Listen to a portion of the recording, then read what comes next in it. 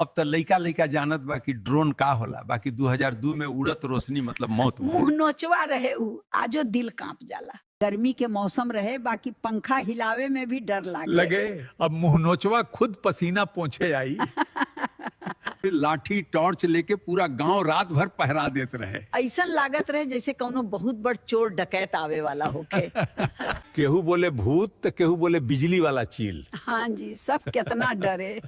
ओ समय पिछवारे जायल दुश्वार रहे। का बात होके दुश्मन देश चेहरा नोचे वाला जानवर भेजले बा।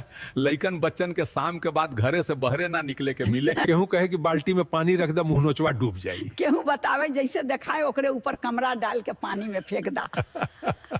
उ मंगरुआ याद बा, अन्हार में लोटा लेके निकलल रहल।